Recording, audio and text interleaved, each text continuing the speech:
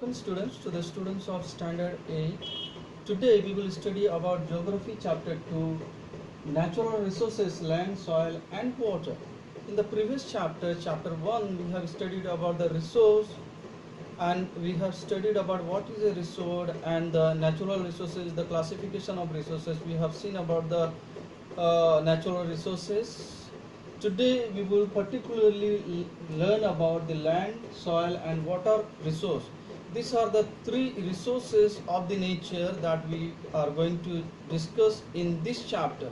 Students, there are many natural resources, but among these land, soil, water are important resource, and we are going to discuss in this chapter about the land, soil and water. So first of all, we are studying about the land resource. Student, what is a land resource? So the land, the lithosphere on which we stand is the land resource.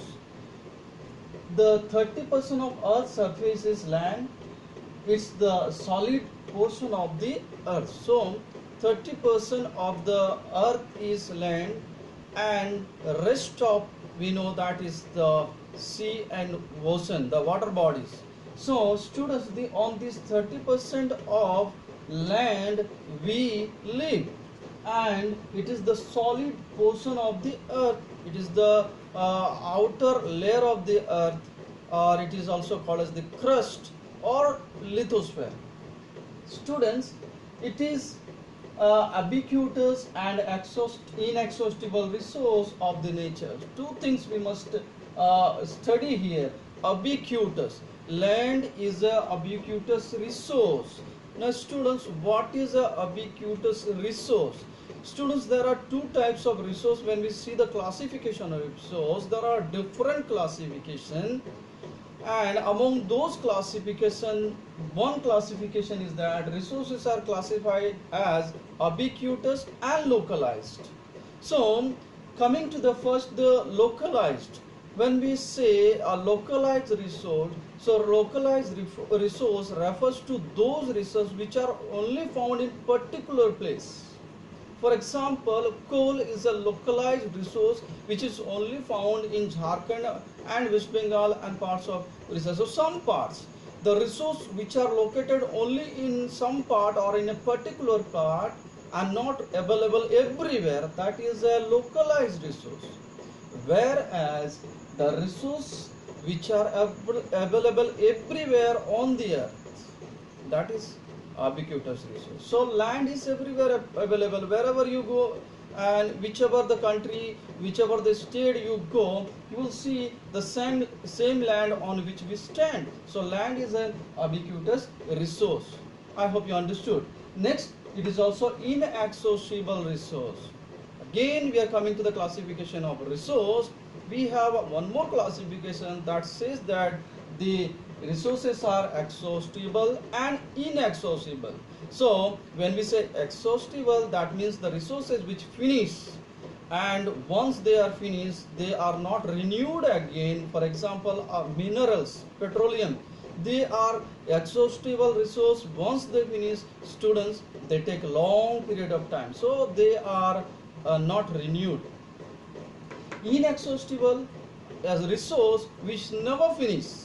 We can continuously use them again and again, and they are renewed, they are not finished. For example, land is inexhaustible. It is also called a renewable resource.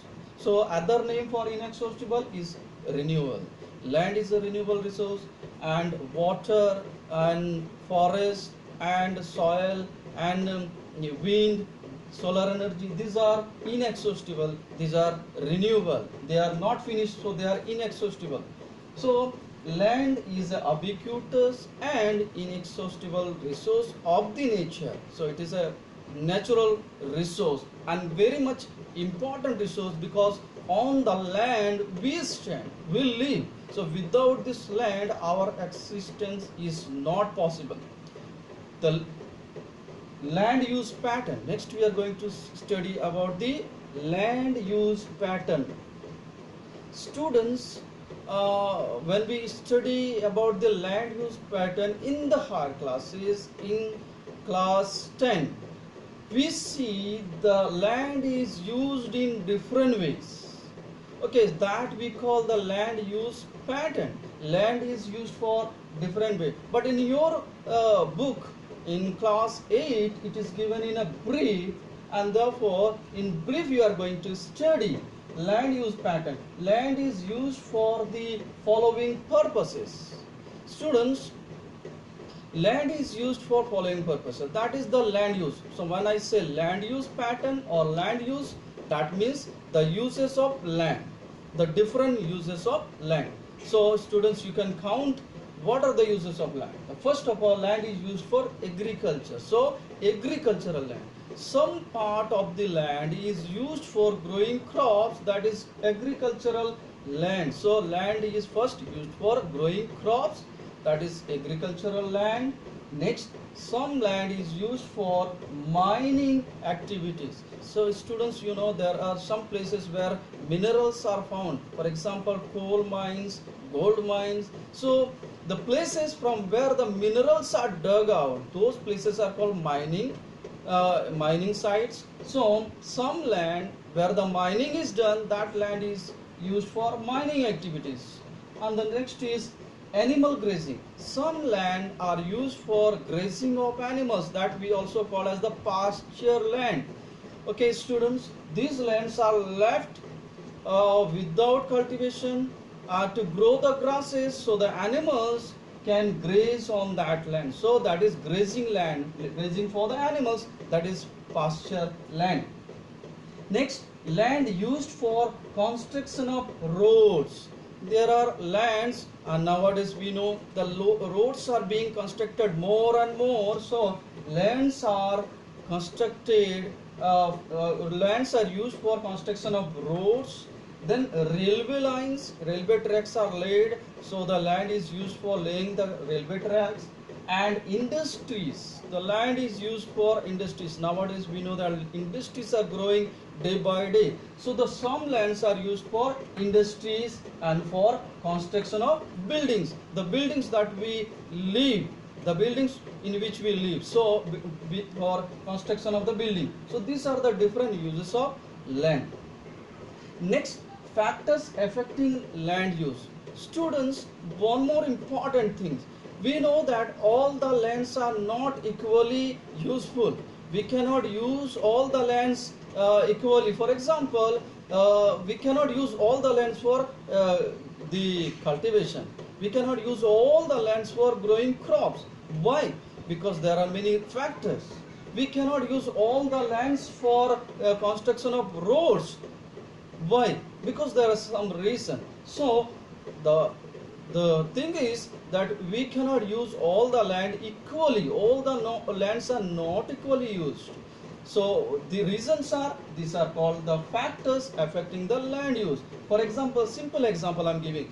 We cannot use all the lands for construction of the roads, because there are hilly areas, there are the forest areas, desert areas where the construction of road and railway is not possible. So also we cannot use all the lands for growing the crops, because there are hilly areas, forest area, desert areas. So those are also not used for growing crops. So I hope you understand. So why we cannot use everything? That is the factor affecting the land use. So what are the factors? Quickly we will see. Slope of the land. We know the slope, it depends on the slope of the land. If the land is plain, we can use it for construction of the roads, buildings, industries, and for agriculture. So land which are level, plain, that are used for the agriculture, industry, and construction of the road, railway lines, and etc. But the land which are having the sloping, hilly areas, for hill slopes are not used for the construction of building, railway lines, and construction of roads, and for agriculture. Though agriculture is done, but in very less quantity. So you see students, if the land is level, it is used more. If the land is sloping, it is used less. So slope of the land also determines the use of land. The second is the presence of the presence or absence of the soil cover. That also that means the forest, the plants, the trees that grow in a land, that also makes the land useful. we know, students, the area where there is no forest, there is no trees, no grasses, that lands are desert. It becomes a desert, therefore we cannot use those land properly. So that is the second factor. Third number is the availability of the surface or the underground water. That is very much important. So students, we know that water is very much important, and without the water we cannot do anything.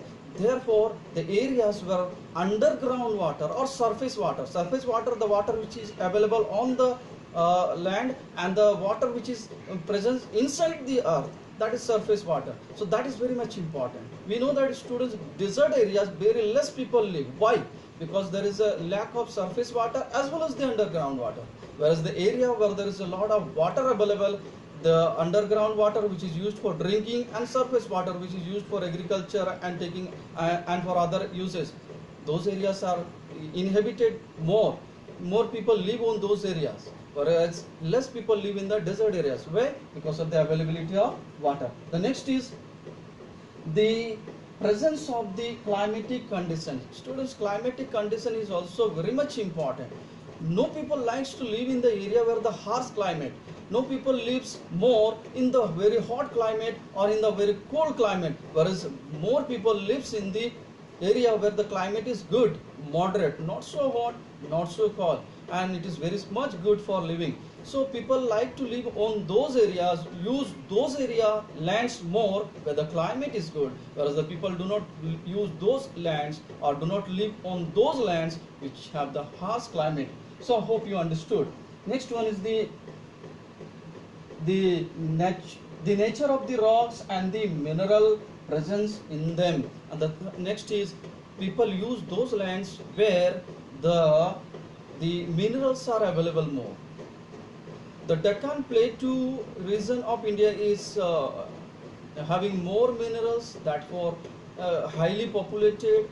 So the lands which have more minerals, good soil, those lands are used more. So I hope you understand. These are the reason why land is used in different ways. Some lands are used more, some lands are used less. Moving to the next quickly, 6 number, level of the technology available, and 7 number, the quantity and the quality of manpower, the economic value of the available land. So these are all the factors determines the use of land. Next, we are moving the classification of land. Students, in the coming classes you will study about the classification land on details, but today we are going to see the classification of land based on ownership. There are many classification, but today we will study only about the based on ownership. So based on the basis of ownership, who owns the land, whose land it is. So on the basis of ownership, the land is divided into two: private land, the land which is used by only one person, one individual, that is called private land. Example, farmland. So the farmland where the people use for growing the crops, farmlands and the buildings and industries which owned by one person, that is the private land. Whereas community land, the land which is used by all the people of a community, all the people of a village, all the people of an area.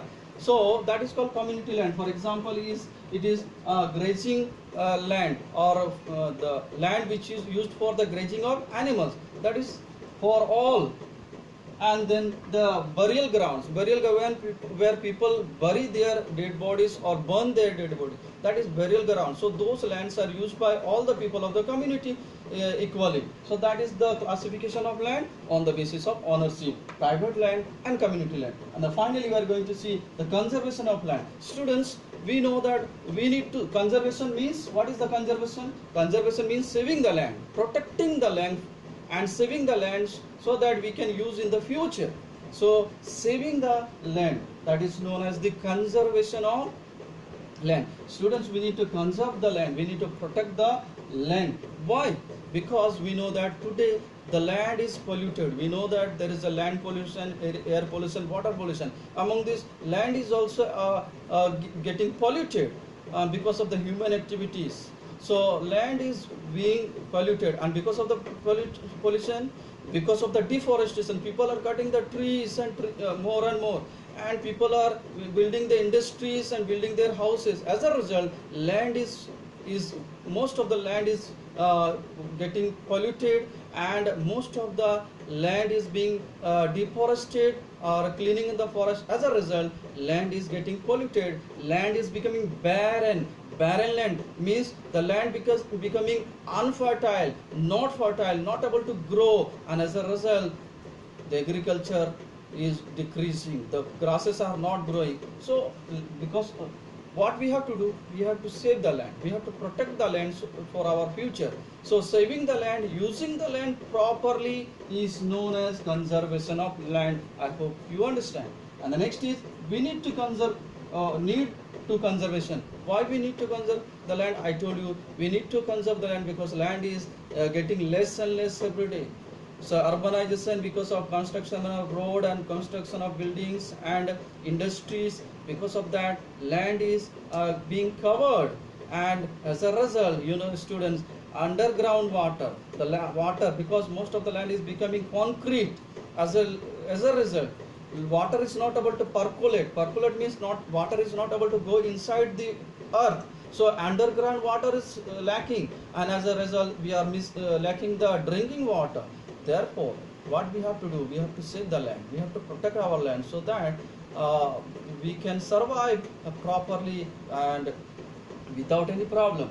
So we need to conserve the land, we need to save the land, protect the land. And next, why ways to conserve? What are the ways to conserve? So students, we have to do some of the things. Though it is not written in a book, I am telling you some of the ways to conserve the land. Number one, we can conserve the land by stopping the deforestation. We have to stop the cutting of the trees. We have to stop the cutting of the forest, so that we can protect our land. We also stop the overgrazing. Animals are grazing more and more grasses. As a result, land is becoming barren, land is becoming dry, and losing the fertility. So we have to stop, we have to control the overgrazing also. We have to stop throwing the waste from the industries, from the homes in the lands, so that our land, our soil may not get polluted. And we have to start the afforestation, planting of more and more trees, so that our land is protected, our land is safe. So these are the different ways for the conservation of land. So student, I hope you understood. Today we have learned about the different things, especially about the land use and the land resources. Particularly we have studied the land resources. In the next class we will study about the soil and the water resources. So I hope you understood the things. Please note down the things and try to learn. That's all for today. Thank you.